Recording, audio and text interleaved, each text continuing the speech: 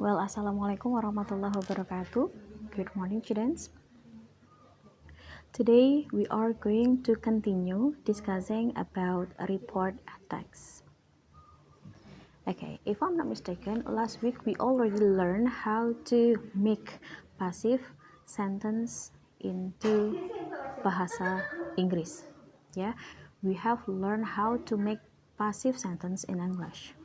Jadi kemarin kita sudah menggunakan rumus ini ya. Yang pertama adalah subject plus to be plus verb 3, and the second formula is subject plus modal plus be plus verb 3, where to be di sini yang kita maksud to be adalah untuk present tense we have is, am, and are, and for past tense we have was and were. And how about the modal? Modal in English can, and then will, shall, or we can say should as well. It can be could, will, would be, would, and then we have must. Also we have may, and the second form of this modal is might.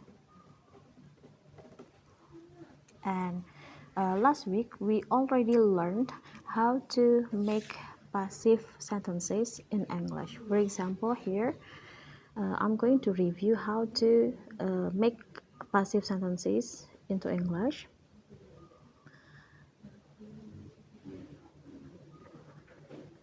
For example, I have this sentence. Saya dibantu ibu. Kalimat ini adalah kalimat pasif. Ini ditandai dengan penggunaan kata kerja yang diawali dengan imbuhan di seperti ini. Maka if we want to translate this sentence into English, we have to use this formula. Let's have a look. Apakah di kalimat ini kita temukan modal? Kalau tidak ada modal, berarti kita gunakan rumus yang pertama. Saya dibantu ibu. Let's say kita mau menggunakan keterangan waktu setiap hari. Kalau keterangannya setiap hari seperti ini, berarti it uses present tense. Berarti to be nanti yang akan kita gunakan adalah is, am, atau are. Tapi kalau misalkan nanti setiap hari saya ganti dengan kemarin, berarti it happens in the past. Jadi kalimat ini atau kegiatan ini saya dibantu ibu terjadi di masa lampau. So the to be that we should use is just was or were. We have to choose one of them. Saya dibantu ibu setiap hari. Saya bahasa Inggrisnya adalah I. And then I, kalau I berarti kita menggunakan to be yang mana? We have to use am. I am, ini baru saya plus to be ditambah dengan V3. V3 dari kata bantu itu apa? Bantu in English is help. And then the second verb is helped. And the third form of this verb is helped. So the one that we should use in this sentence is the third form of help. I am helped, saya dibantu by ibu, mother, setiap hari, every day.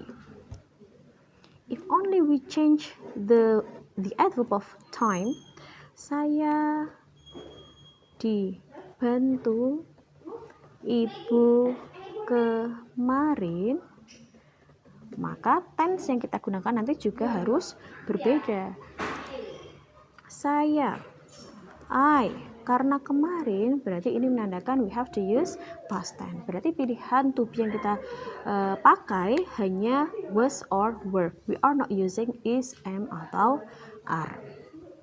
I berarti yang dipakai adalah was. I was, V3. V3-nya adalah helped by mother yesterday.